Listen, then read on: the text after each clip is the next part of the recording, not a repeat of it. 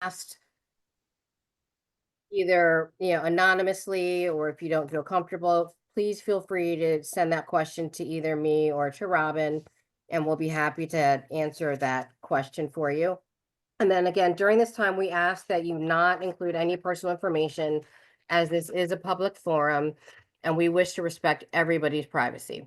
So please submit your questions. You can submit them anonymously, but please keep any sort of personal information out of them. So tonight, we're super excited. The Inter School Council, as well as the Committee of Special Education, as well as the Lower Marion School District, we proudly present the January Parent Education Series, and this is on strategies to manage childhood anxiety. So, joining us for tonight's discussion is Romaine Diaz. She's an LPC, a licensed mental health professional, and an expert in childhood anxiety. As we explore practical ways parents can help their elementary to high school age children manage anxiety, learn about strategies to reduce stress, the role of technology and anxiety, and how to foster executive functioning skills for success in school and in life. And joining Romaine is her colleague, Nicole. I will let them introduce themselves, but we are super excited to have you guys. And I definitely want to go ahead and pass the presentation off to you. Thank you. Yes, yes, yes. Thank you for that warm introduction. Hello, everyone. We are super excited to be here. And in today's session, well, I'm saying session because I'm used to having therapy sessions, but in today's workshop, we are definitely going to engage with each other. Like we said about the chat, please utilize it to, um, you know, ask questions. Definitely don't put names or such as my friend daughter Stephanie, or the teacher name Miss So and So, right? We want to make sure we're being informative and we're being a supportive community, and just getting this information out. As well as I'm going to be asking you questions too. So put it in the chat. Let me know your thoughts. All right. So we're going to definitely be interactive. All right.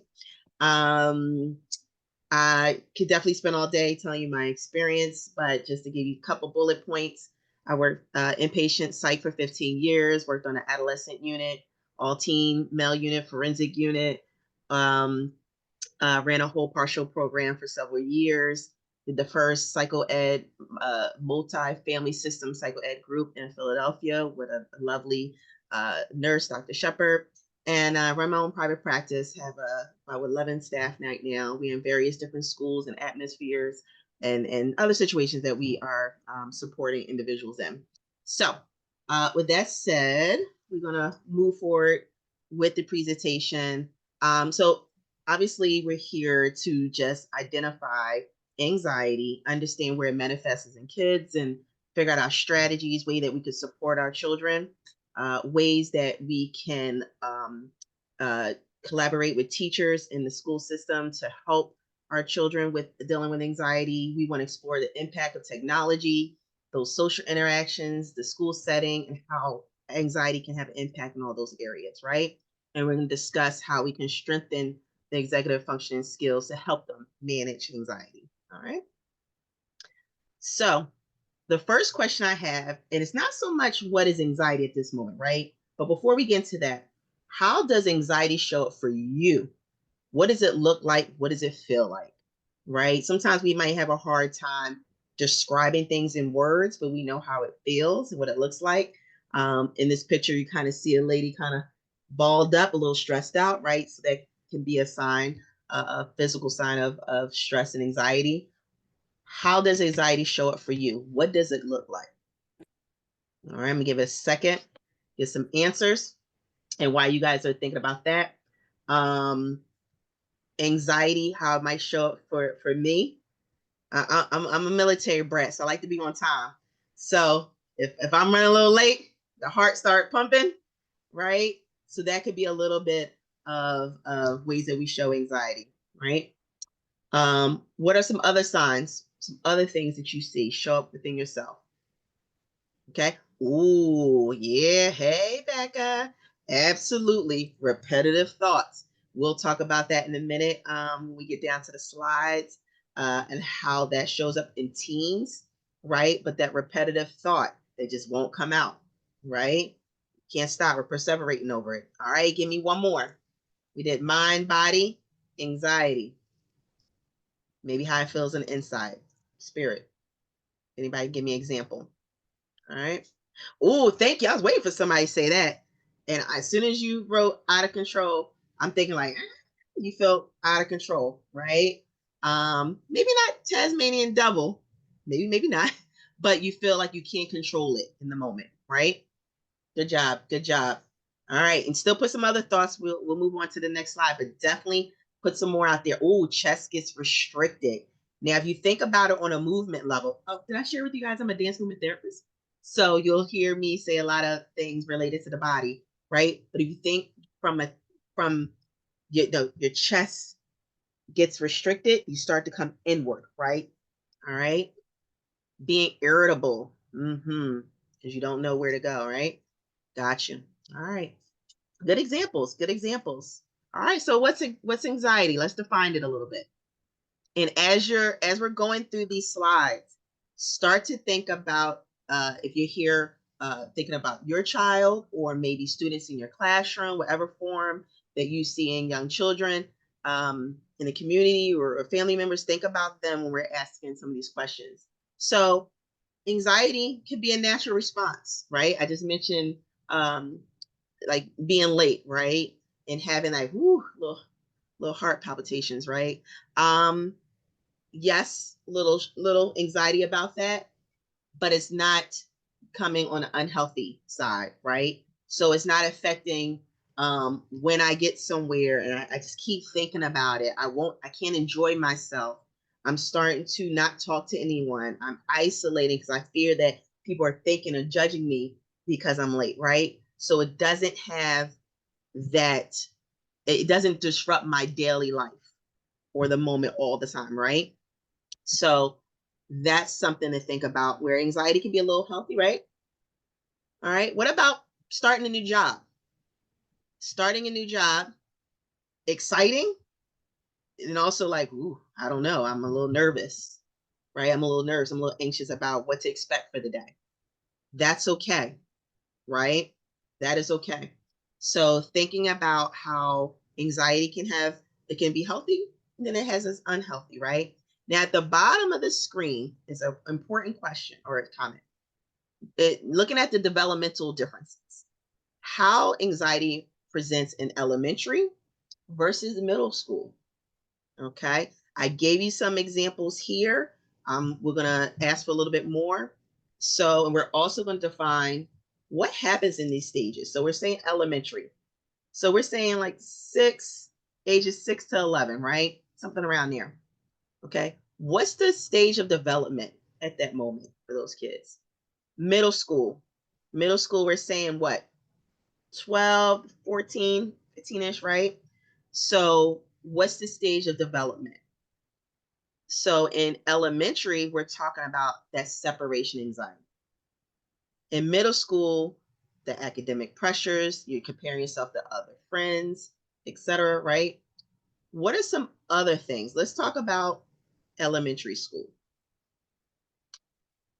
What are some things that elementary kids kind of deal with at that time?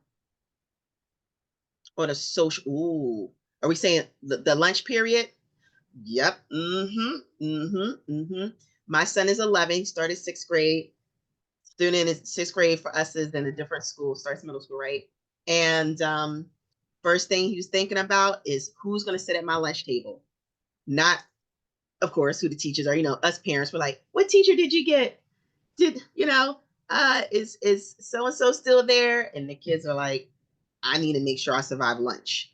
Lunch is very important. Elementary recess is very important. Thank you.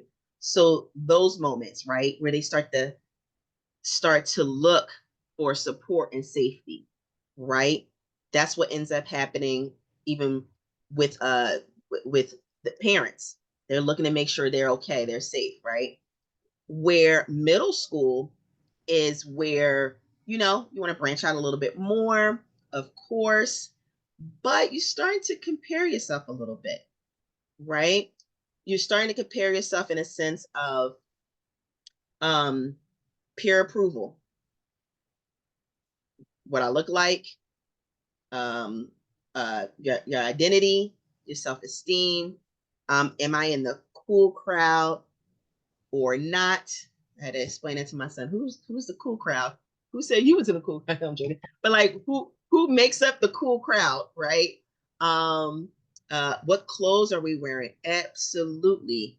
Do I have the latest clothes or do I know the latest lingo? Right? As parents, we think we know the newest lingo is slang, and they then came up with something else, right? So the sneakers, the activity. Am I in football, or you don't like football? Oh, this is the newest thing. This school's about, soccer or whatever, right? Making sure you are conforming, right? That can be definitely some social comparison and anxiety. Um, Judgment over each other, right? I didn't think about this as I was preparing, but this is a difference too. This showed up today with one of my high schoolers, but when we were having our session today, and she mentioned that she's turning 16, but she looks 11 to her. So I have to do something to look like the other kids, right? So think about it. Some kids might feel like, hey, I'm a little too short, I'm a little too tall to be in this grade. So those things they can do to compare each other are this person has this makeup on today, and I'm not allowed to wear makeup, or this hairstyle, right? The phones, absolutely. We won't have this debate here, but there's a difference between the iPhone and the Android, right? You have an iPhone, you it, and if you don't, right? So that's a major, major comparison, which can cause some stress and anxiety for sure. For sure. Um, Academic pressures. I know that's more, not to say elementary school age kids don't deal with that, but that's more of a middle school, right? Especially coming from elementary where I made a lot of straight A's, I did really well. Oh, I'm transitioning to middle school. I have different expectations, right? Mm-hmm. Absolutely. Maybe I was making all A's. Now I got a B for the first time. Me, a B, right? I'm not used to that, right? So those are the things that can also. Um, Fear of failure. Fear of failure. That can definitely come up, right? Yes. We gotta talk a little bit more about IEPs. Um, that actually came up today in one of my groups today with the middle schoolers. Um, every once in a while, they like to say, Miss Romaine, can you tell me why I'm in this group? And I go, we've been in this group for a while now. You tell me why you think you're in this group, right? Um, are we dealing with some social issues? Are we dealing with some behavioral things in the classroom? Does anybody have an IEP? And as soon as we mention IEP, they're like, oh yeah, that's right. That's why I'm here. I'm like, well, tell me what your goals are. What are some things you want to work on, right? But they can also feel different than the other kids that don't too, right? All right. Now, what are some of the key differences? How does that manifest? All right. Let's look at the next slide. So, how does that manifest? Before we talking about anxiety, the definition. Now we're going to figure out what does this really mean when relate to kids. Okay. Now, what happens is we have a different levels of how this shows up for kids, right? So the source of anxiety for elementary kids could be more, maybe a little bit more family oriented, separating from our parents, dealing with some fears. We talked about middle school, having that social pressure, some comparison, some identity, right? Um, it can manifest into a lot of different things. So it can manifest in a fight, flight, freeze response. I'm sure you guys heard this before. I'm sure that's nothing new, right? Roles that genetics play, environment, developmental stages. Um, Before we tackle that a little bit, when you look at your elementary school kid or middle school kid, what does it look like? does the physical symptoms start to come out? Oh, I got stomach ache. I don't want to go. I got a headache, right? Feel a little bit more clingy. What are some of the things that come up? Um, Middle school kid, do we avoid going places? Do we isolate a little bit? Someone mentioned being irritable. Absolutely. Or being a being a perfectionist, right? So we want to see how these things show up. Are we monitoring and really seeing how this shows up in the different environments, right? Is there a difference between home and in school? That's something really important as well, right? Let's look at the roles genetics play. Okay. Um, you don't have to put this in the chat, obviously for confidentiality, but think about it for yourself. Maybe in your household or maybe in your family system, do we have anybody that's been diagnosed with anxiety that you know of? You know, um, do we have heightened environment of anxiety in our household? What do I mean by that? You want to give me an example in the chat? What I mean, do we have a heightened anxiety in our house experience? And as you guys are typing it up, I'll give you one, right? We just passed the holidays. um, and for us parents, some of us, we want to make sure that everything is laid out. We want to make sure maybe whoever celebrates the holidays, right? The gifts are ready, the stuff is ordered, or the holiday plans. I got to meet here, and the plane lands here. Then we got to meet at the hotel. Like, and then we're thinking about this, which causes so much anxiety. The house is filled with it. I don't know about you. I know this has happened times in my house as well. Where we gotta go, we gotta go, we gotta go, run, let's go in the car now. Why you don't have your shoes on? Where's your stuff at? Where's your bag? All of that, and the kids are like, right, all right. Raise your hand if you can, your virtual hand if you can relate to that. Okay. And yep. All right. Where's your stuff at? Oh my God, I thought I told you over and over again. Why are you not listening? Da-da. And then sometimes it might not even be to the kids. It might be to your partner, your mate you're saying this to. Right?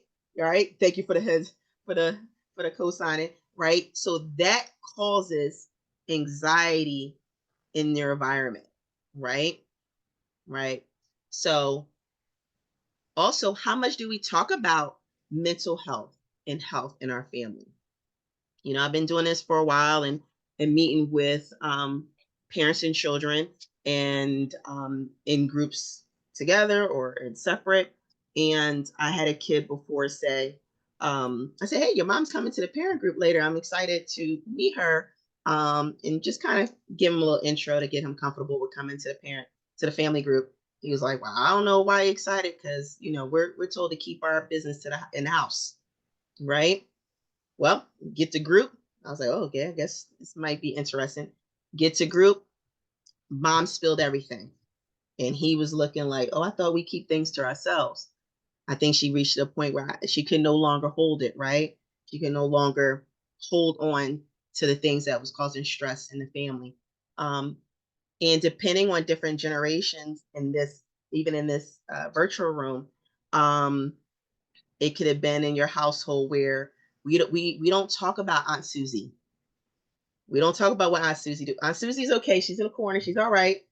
And we don't really talk about those behaviors that she's doing. Or Uncle Joe, we don't talk about if he's hearing voices over there or what kind of situation, right?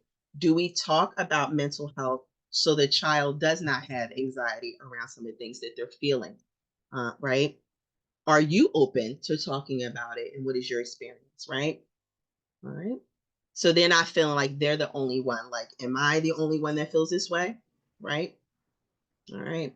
When it comes to role and environment, we just talked about the household kind of being anxiety provoking, right? School as well. Let me not leave that out. Sometimes the hustle and the bustle. I gotta get my book bag. I gotta run to this classroom. I gotta be at this point of the building at this time. That can definitely be anxiety producing. Early life experiences. Some children are dealing with neglect, abuse, household dysfunction, right? Those things can also cause anxiety. Some of our, attachment styles, right, can be anxiety producing. If we're anxious attachment or avoiders, right? And that's another topic for another day. But those life events can happen. Peer relationships. Now, let's think about it. Some of us might feel, hey, I didn't start dating until I was in high school. And I can tell you now, in working and being in these schools doing groups, these kids are dating now. Dating. Tige told me today, my ex, you're in the 7th grade. What are you talking about, your ex? So those peer relationships and friendships can also be a factor. Societal expectations. You're at this age or gender or race, you should be doing X, Y, and Z, right? Those cultural norms can also influence anxiety. The one that we talk about very often and should talk about very often is bullying, right? Bullying can definitely be a factor. Feeling discriminated, right? Having that social rejection can definitely be. Another factor, life stressors, major events, moving. And we know that sometimes change could be difficult for kids. It's also difficult for us. And as adults, we might be moving and shake, okay, I got to move, I got a new job. And those things can be an impact for the kid as well. A divorce, a loss of someone in the family or friends. We unfortunately um, have to deal. One of the things we do in the practice, we do a lot of grief support for a lot of schools, and we support the children, we support the teachers, and you'll be surprised on how many schools we've been to last year on grief and support. And those things happen in the school, and then they have to come to school every day and relive those moments or that person. So those can also be a factor. Okay. All right. Let me know if you have any questions. Let me know. Put it in the chat. We talked about signs that ways think anxiety can show up in children. Headache. Ugh, I can't do this right now. My head hurts. My stomach hurts. I'm feeling tired. I don't want to do it anymore. Right. Someone mentioned earlier, even for themselves, being irritable, excessive worrying, crying easily, mood swings, avoiding tasks, being clingy, procrastinating because you have so many thoughts and so many things going on, maybe, right? A little bit of defiance outbursts. I have another question you can definitely put in the chat if you know that have observed this before.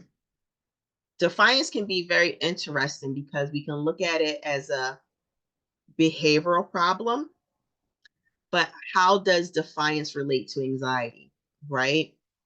Um, the kid is asked to go in front of the classroom and solve a problem or read out loud.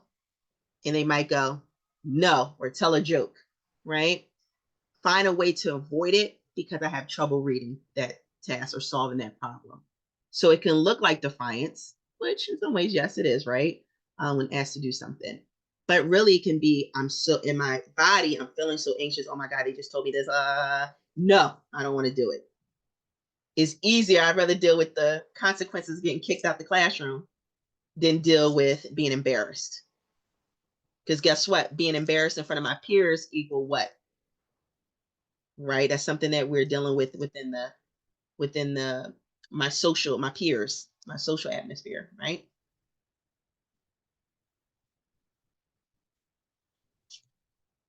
Yeah. We have a comment. Yes, so being aware of your moods for sure. Think about the process of higher moods changing. Yeah, so good question. Becca, so we're talking about how an individual or child can recognize their moods, right? Uh, do a nice tracker. If it's something you want to do in the house, track your mood. Um, before they go to school, when they come home, have them identify um, have them identify any changes in the day. Sometimes I ask, hey, do you have any changes in your mood, your thoughts and behaviors, right? What class was easier, which class was a little harder? Maybe art was a little helpful because I get to use my creative side. Some kids are really, really good at math, so that's not anxiety producing versus others, right? Good, good, good. All right.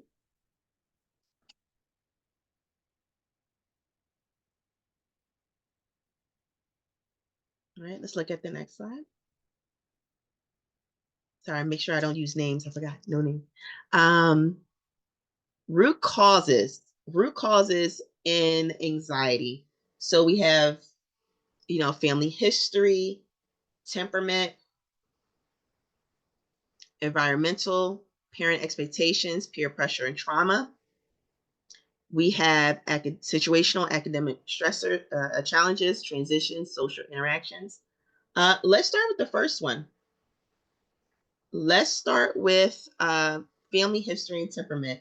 We just mentioned this a second ago of looking into your own family history, looking at any threads along both sides of the family, right?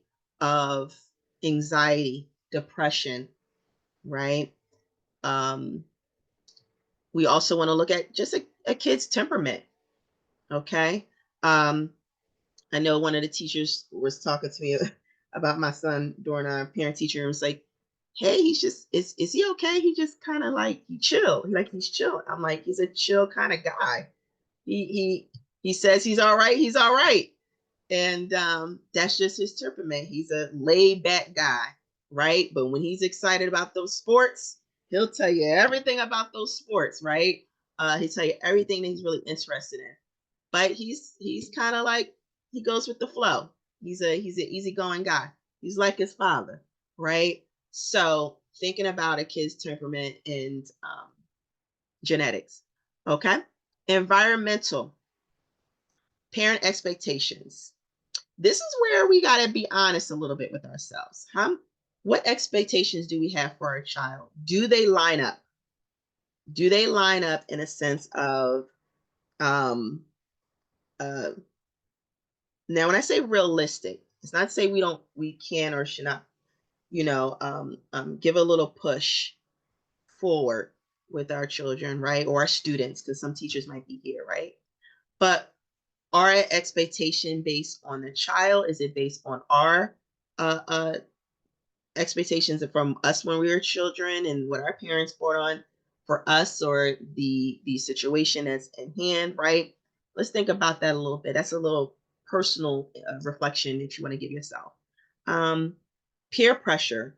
What's going on these days? It's great to talk to kids to see what is the trend, what is going on out there. Think about it for yourself when you grew up.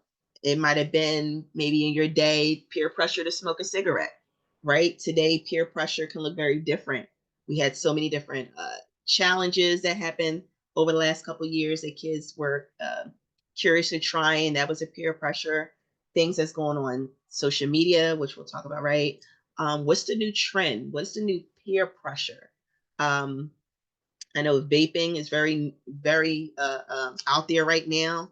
Vaping is a pressure, right? So let's see what's the new trend, kind of seeing what's out there right now with your children in this decade and seeing what's going on with them. Trauma. We have small traumas, little traumas, right? Things that happen, yes, within the home, but also outside the home. I don't know. I'm throwing this out there. You guys can kind of use the chat to kind of like let me know. We all kind of dealt with the last couple of years trauma related around COVID, right? There was a lot of changes in the environment related to COVID, where whether you were personally affected, meaning with COVID, or we all dealt with the changes that COVID had, right? We dealt with the changes of the job market or or a school situation or needing to feed our families. Everything kind of changed around this situation. So it was a lot of adjustment. We all kind of dealt with that in different sectors, right? That is trauma. That's something that we can relate to. Situational, academic challenges. We mentioned earlier that, hey, I did really, really well. The child said, hey, I did really well in elementary school. All my teachers love me. I love them. I had these different expectations. I get to middle school, what homework? Multiple homework. I now I got to manage my time, right? Uh, that might be a little bit different. Transition, social interactions. We just talked about that, right? Good, good. All right. Strategy to reduce anxiety in children.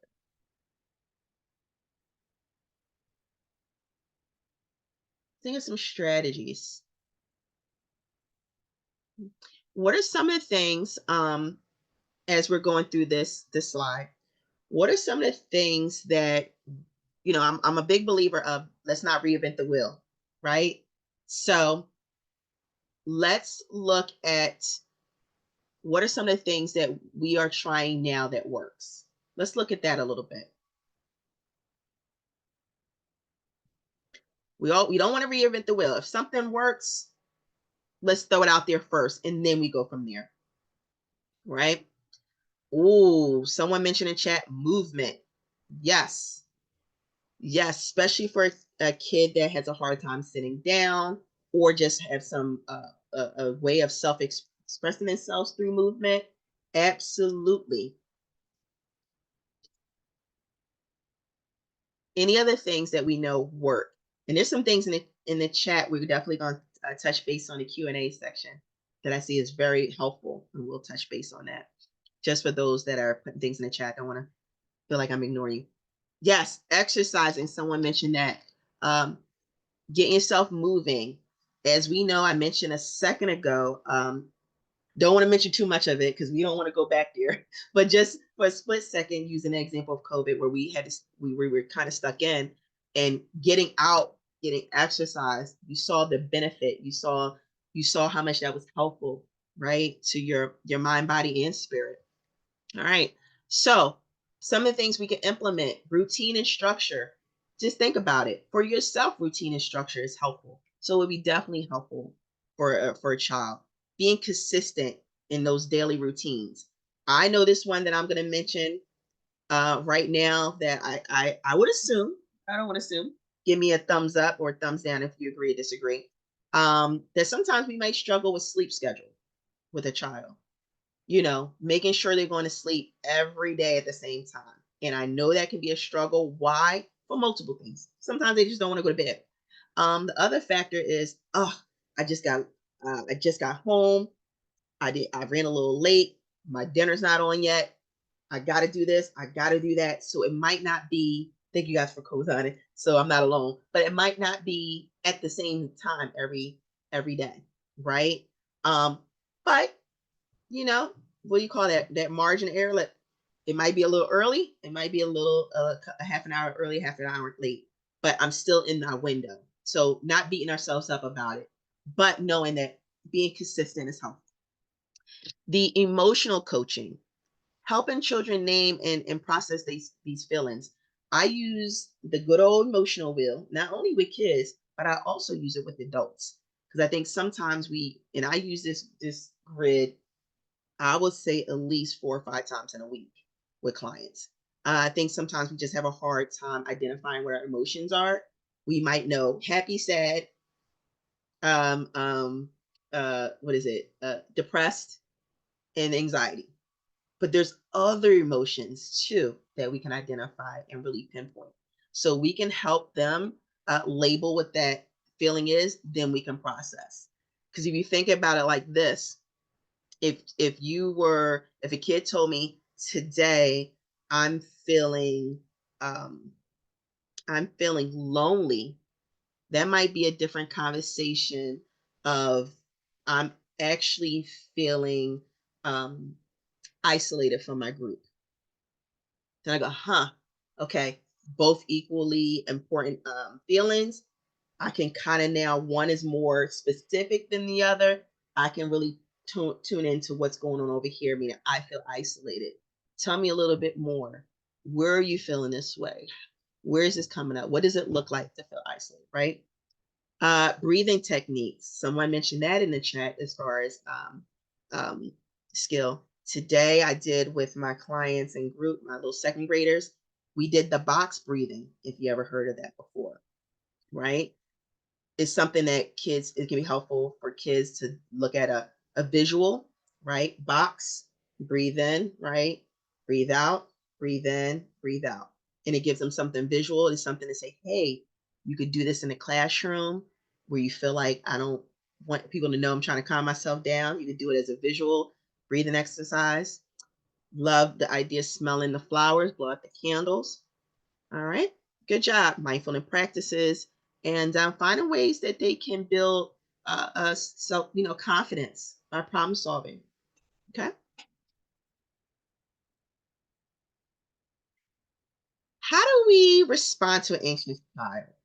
All right, this is where I'm gonna need you to join in. All right, my friends.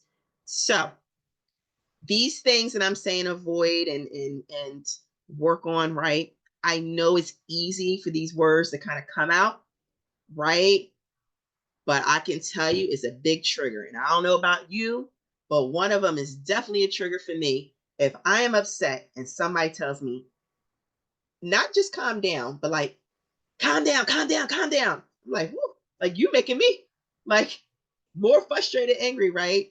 So avoiding not only these dismissive phrases, but also how you're saying, right? Stop worrying.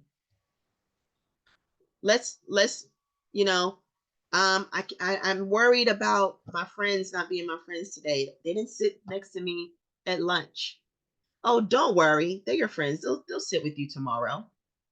Don't worry about that. That was something that was on that kid's mind all day. They're not thinking about, oh, tomorrow they're going to sit next to me. That can be viewed as being dismissive, right? um I see that this, we want to look at other ways, more solution focused, more empathetic. I see that's hard for you to, hard for you. Let's figure out what this means. Let's work this out together, right?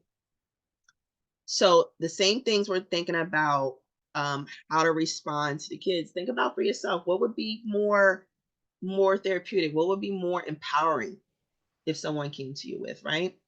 Is there any other empathetic, solution focused responses that you felt works, or you want to throw it out there in the chat and say, hey, is this something that would be helpful? Throw that out there. What are some other examples? Some other comments that can be made? One of the ones I'm thinking of um, is really identifying with the child. Did I get this feeling correct? Did I get this thought correct? Because we also don't want to assume how they feel. Am I hearing you right? Are you feeling upset about this? Are you feeling angry? Are you feeling, because I want to make sure that I'm getting it right.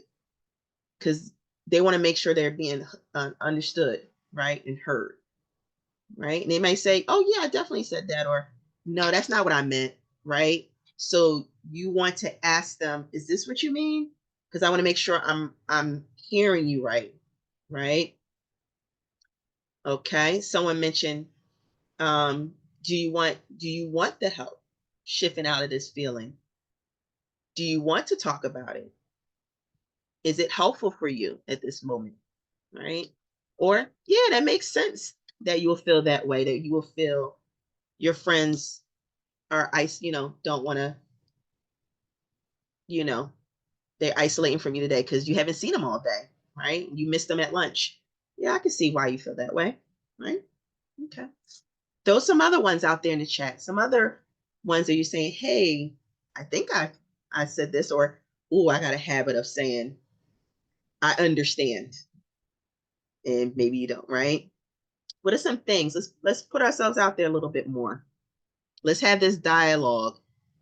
Because I think obviously, a lot of us parents or teachers are trying to navigate what this looks like in the classroom, navigating what this looks like at home.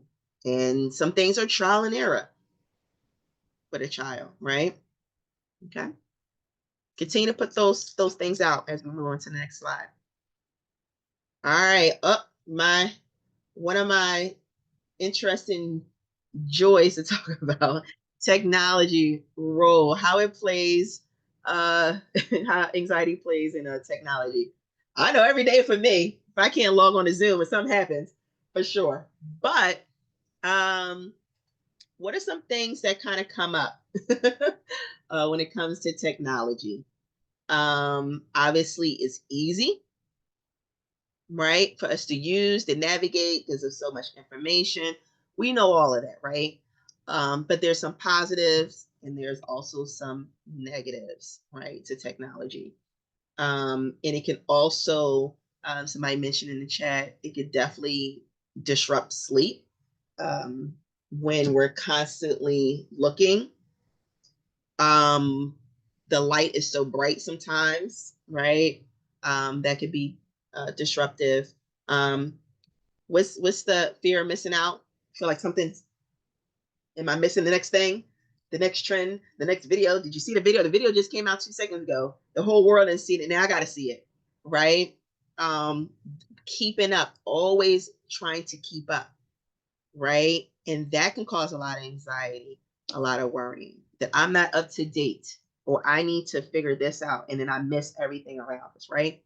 But some positives, there's things that can be helpful on the with technology, with some supervision, of course, mindfulness activities, Calm, Headspace. I don't know if anybody used those 2 apps, for example.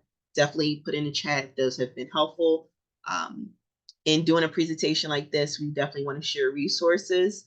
If you feel like, hey, that actually worked out really well with my middle schooler or my elementary school child or even high school, right? Or for myself, okay? Online education videos can be definitely helpful. So using technology in that way can be helpful, okay? Let me know any other things that have been helpful with technology. The challenges, as we know, overstimulating. I mean, the kids are, we are, everybody's overstimulated sometimes with technology. It could be a lot. It could be a lot. So many things to kind of explore on the phone. Disruptive sleep patterns due to excessive screen time. I don't know if anybody can relate to this over the holidays. Obviously, more time. We had a couple of weeks off. Maybe the kids are on their phone a little bit more, which causes their sleep schedule to be off. Engaging in more technology, more things are flooding, even not even just the phone, as we're talking about now, TV, right? A lot of commercials, a lot of stimulation that could be overwhelming. Social media definitely is impact self-esteem and in comparison. Nikki and I have done, is it last year, Nikki, did we do 2 or 3? We did 2, I believe, that I know of course, of bullying, cyberbullying, and 2. Okay. So we did 2 presentations on cyberbullying for a parent group, 2 parent groups. And some of the kids were there too. So they was with their parents because it was in the evening. And we have a slide that shows all the social media apps. And we asked the parents, how many of these apps do you know? They were able to label some of them, and the kids were almost able to label all of the apps. And I don't know if it was like 26 or 27, I can't remember, Nikki, right? But they were able to identify them. And it was like, as a parent, it's good. I need to know what they know. Because I think some of those apps weren't even appropriate, but they knew them, right? They knew the icon, they knew what it was, right? Absolutely. Someone wrote on there, I found cutting off the gaming pad at a certain time, having limits. I'm only doing Monday through Friday, right? I know I use what do you call it, app that I can turn my son's phone off and on when I feel like it, or just at a certain time it cuts off and on, right? That's helpful. Also, something that has been helpful where yes, they can have some independence-ish on the phone, but also I am monitoring. Like if I say, hey, I walk by you and you start to do this, you start to turn your phone over or you start to change screens, that's not okay. We have to talk. What's going on, right? So being mindful of what they're watching and what they're seeing, for sure. You guys have great suggestions on the chat. Someone mentioned that Headspace has great, just FYI, have great short videos of meditation that you can use for your child. Because meditation doesn't always have to be so long. It can be in short increments that we can also teach the kids to do when they need it in short increments. Good, good, good. All right. All right, our strategies. So we just mentioned here, shorten the screen time, uh, creating no tech zones at the dinner table, in our rooms. No, maybe we just do in the living room, maybe just the dining room, right? What you might have your own rules to it. I know going out to eat, I might say, hey, no technology. We usually bring a game. They have these little cute little, you guys remember it from back in the day, but the ones you can kind of write on, the little pads you can write on and you can race it and push it. Little cheap one, we do tic-tac-toe, or we bring, which is always a highlight at dinner because I'm kind of the champion right now. And so my husband comes in, he's the champion sometimes. But conversation cards or some trivia cards, family feud games. So some things you can do as a family, right?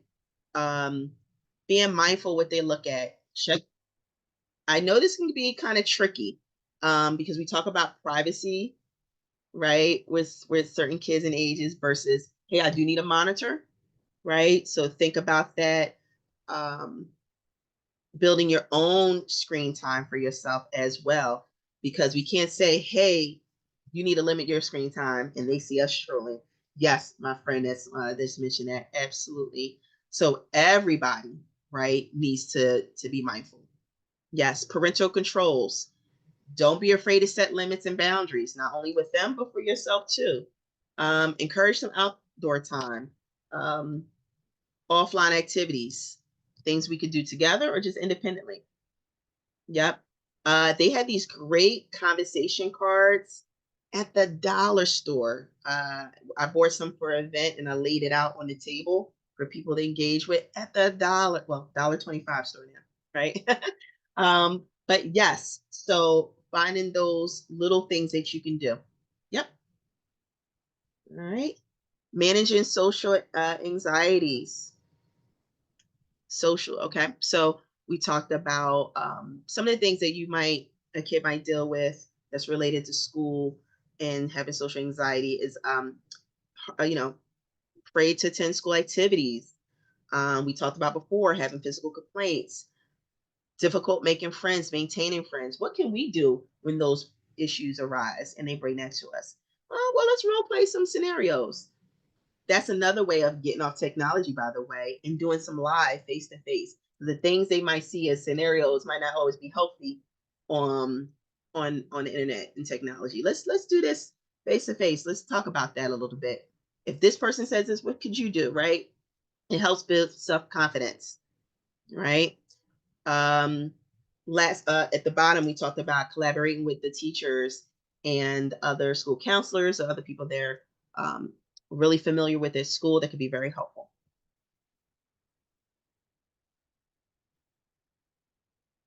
All right. We're strengthening executive functioning skills. All right. So this is where this gets really uh, interesting for us. Like, what can we do? What are some of the things we can think about? Well, when we talk about executive functioning, we're talking about the area of the brain where we organize, time management, we're planning, we're self-regulating, right? So we want to look at if our child is dealing with poor organizational habits, procrastinating, which can increase stress. We know that even for ourselves, right? And that can definitely have a toll on our self-esteem, on our frustration tolerance, right? Avoidance.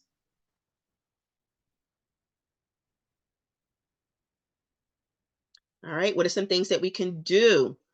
right? Time management. I love, love, love a planner. I love visual schedules. That can definitely be helpful. Timers. This might be helpful for some kids. You might say, hey, our morning routine, for example, maybe there needs to be visual cues for some kids, brushing teeth, getting dressed, eating breakfast. It might be for some kids, hey, what is your schedule for the week? What are some things you want to implement? Okay, football's this week. Not overcrowding the schedule, but a balance. Some physical, hey, we're gonna um, you know, do you want to build something this week that's with our hands? So kind of having a balance, right? Creating labels and bins and color coding. Oh boy, that's always great for kids to have a sense of direction and accomplishment when things are put in this place, right? Goal setting, but making it very small, making it actionable. Like we're not building Taj Mahal tomorrow, right? No, what we're doing is we're sticking to what we need to do and making those small steps to get there, right? Teaching calm techniques. We talked about some a moment ago. All right. This is where I talk to you guys on supporting yourself. What does that look like? All right, because it could be a ripple effect. Sorry, it could be if we're stressed, they're stressed. So we want to model these healthy coping skills. So what does that look like? What should we do? Hey, let's get ourselves in a regular routine. Let's practice some mindfulness when, yes, we're running late and we want everybody to get in the car now. What can we do? What can we do to bring ourselves back? Do some self-regulation. What can we do to find support systems for ourselves? What can we do to, um, when we're feeling overwhelmed, do we, should we seek services for ourselves or support group? It could be individual, it could be a support group, calling a friend. And I know sometimes it's not always about, saying all our stresses all the time. Sometimes you might just need a good outlet, right? Someone that can relate, take the stresses off a little bit. All right. So I know we got about 5 minutes. I definitely want to leave some times for some chats here and there. As we're recapping today's discussion, anxiety can be manageable. As you saw, it was nothing there of some of the things that we talked about that cannot be supported or have the child feel empowered, or we can feel empowered to help our own children out or our students out, right? We can work through this. It can be manageable. And we want them to set them up for success, right?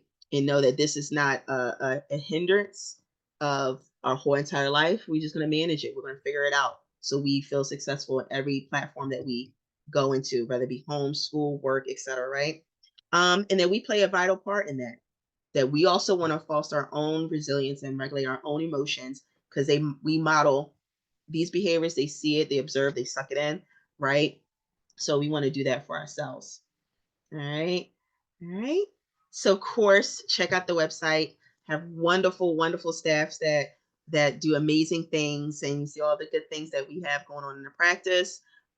We have clinicians out in the schools right now, in the community centers.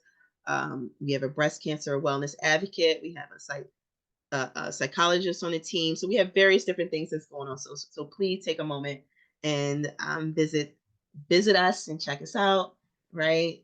Um, any questions?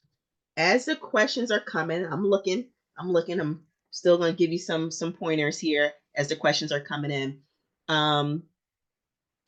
We definitely want to maybe foster some family meetings to discuss some of these things that comes up. We want to discuss maybe some stressors, some highlights, some highs, some lows of the week. How can we set ourselves up for success next week? We have highs, we have lows too, right? Um, we want to foster some sense of empathy, some creative expression.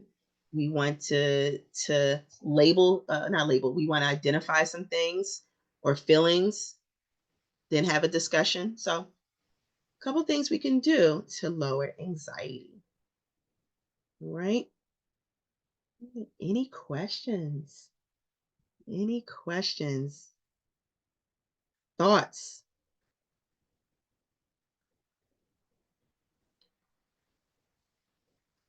Mhm.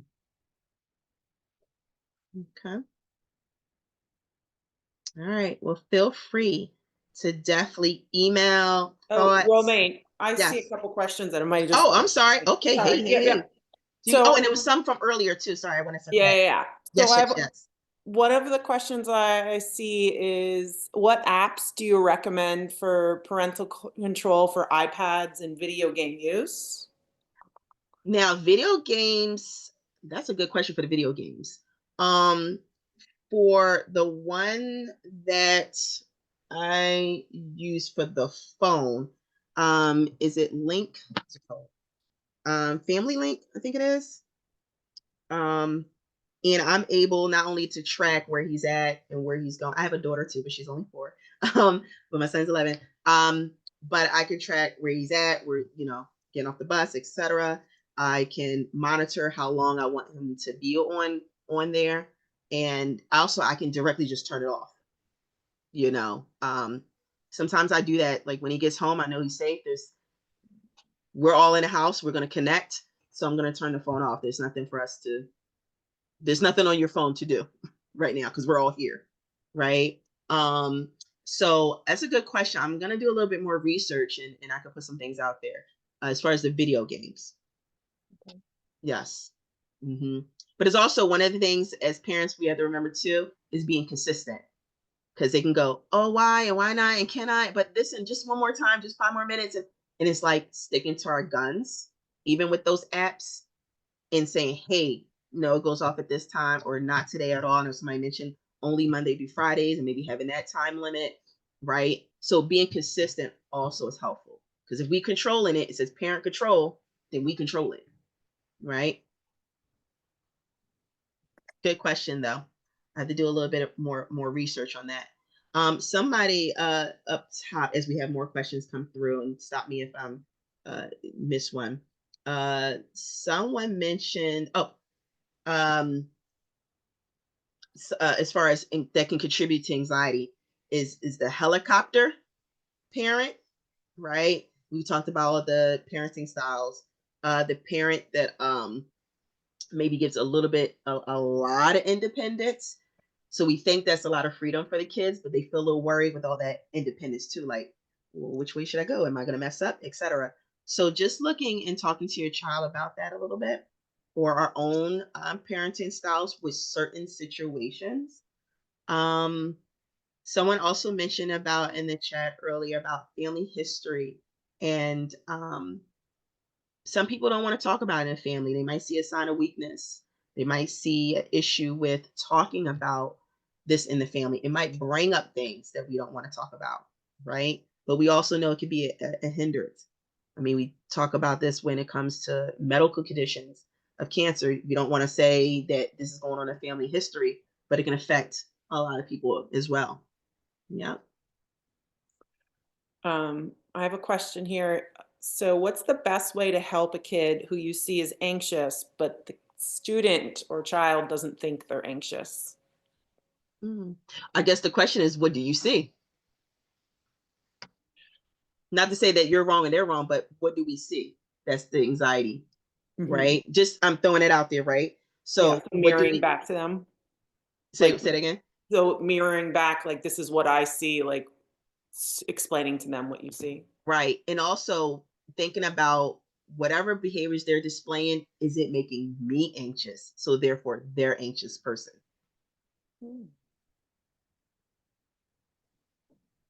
So thinking about that first before we put that on them. And then we're like, you're the because they're like, oh, well, I didn't, I mentioned a thing about being late. Somebody might be strolling in and or flux, no, not strolling, but like fluxured and throwing their things around. You're like, oh, you're anxious about being late. Actually, I'm anxious about you being late. They're not really, it's just like, oh, I'm just trying to dump my stuff and I'm late. They're not really that concerned about it, if that makes any sense. I'm running into class because I just had fun with my friend and oh God, we missed time. We're in here. But now I'm anxious because you're late.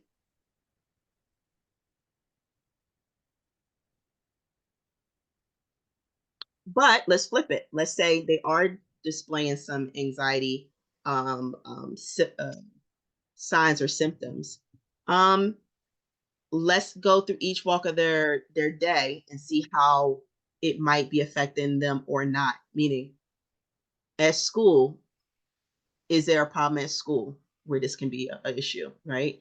I'm a hard time focusing in the classroom. I'm not completing my homework assignment. I'm not looking at the teachers and or I'm not socializing with the kids, or those problems, because they might say, well, I'm actually doing all those things, right? Or actually, I am struggling in those areas. At home, you come straight in, you go straight to your room, you avoid eye contact, you avoid talking to us about certain things. Do you see that? Oh, yeah. Oh, okay. Gotcha. Right. So having them kind of walk you through a little bit and go, what do you think? How does that feel when you come home and you go straight to your room? Are you just want to be alone? You see us downstairs, we're going to ask you a question, so you don't want to answer the question for us. Like, kind of walking, where does it show up in our lives that it's actually a problem?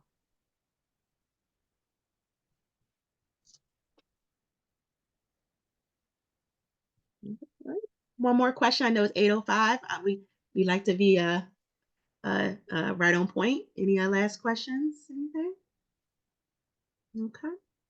Good job. Good job. Well, we shared definitely have our information here. Nikki shared the practice information, phone number. Please feel free to reach out. Thank you so much for inviting us today. Hope we were able to connect on so many different levels today, um, and I enjoyed today. Thank you. So thank you so much, Romaine and Nicole. This was a really, really, really insightful, eye-opening presentation or interactive session, really. And we really appreciate you taking time out to meet with us. And so happy and fortunate that we were able to record it so that we can share it with so many other families that were not able to make it. And thank you for sharing your information as well. Apologies, everybody, for going over a little bit, but we definitely think this was important. And please, if you have any questions, you can always reach out to me and to Robin directly at the ISC. And again, this was brought to you by the ISC and the Committee for Special Education, as well as our school district. So definitely appreciate you. And we host these monthly. They're recorded. They can always be found. If you have any questions or even suggestions for anything that you guys would like to see in terms of parent ed, please feel free to email us as well. Definitely look out on the websites and in the HSA newsletters for our next upcoming parent ed series. We appreciate you. Happy New Year and have a great night. Thank you again, Nicole Thank and you. Romaine. Yep. Bye-bye. Thanks, guys. Yeah. Great So I night, can everyone. stay on. Really, really, really fantastic presentation. Thank you. Thank Hold you. on, bud. No worries. I appreciate you. I usually like a little, but but definitely wanted to A make busy sure. time in terms of dinner and this and that, but we found Yeah. that this time definitely makes it Yeah. easier for people to be able to participate. And I don't know if the two people that are still on the line have any questions, Heather or Sharon. Yeah. Mm. Okay, do you have any feedback for us, Nicole or Romaine? No, no, everything went well, great. However people want to engage or get the information, and glad they showed up, they're here, right? Like you said, they can always circle back and listen again and gain more things or ask more questions. And I just want to let them know, feel free to reach out if like, I forgot to ask, or what are your thoughts? So Yeah. for sure, Yeah. sometimes it's just not in the moment, it might be afterwards. So yeah. Right. Thank you. Well, we also gave them the option to submit questions to us too. So hopefully we got everything, but if we didn't, Yeah. we'll reach out and Yeah. follow up. And if you Yep. guys are okay, there's also a feedback survey because we always love to like improve and make sure that all of our presentations are geared toward you guys and we just keep on moving. So there is a feedback survey if that's okay. I know some people had to hop out, but if that's open to be shared, we would love and really, really appreciate that. Yeah. so we can keep making it better and better for you all. Okay. Yeah, Yeah. you can send it to People know. us. No, I put the people that, no, Oh, no? Okay. no, here. Good. Oh, we got a feedback already, but great. Good, Yeah. good, good. We got Yeah. feedback already. It was Yeah, I fantastic. just put people in the waiting room that aren't the four of us, Oh, cause okay. Right. yeah. Right, 'cause right. there's- Yeah, like I don't know who they are, so. Oh, okay. I thought they were just like they missed it and they were just coming back in. Like, wait, we have a question. No, my guess is they probably walked away. And then forgot the logo. Yeah. Yeah. Yes. Okay. Stop, you can stop So- the recording. Oh, yeah, that's a good idea. Yep. There you go. How do I do All that? right. Yes. But yeah, thank you guys for the opportunity. And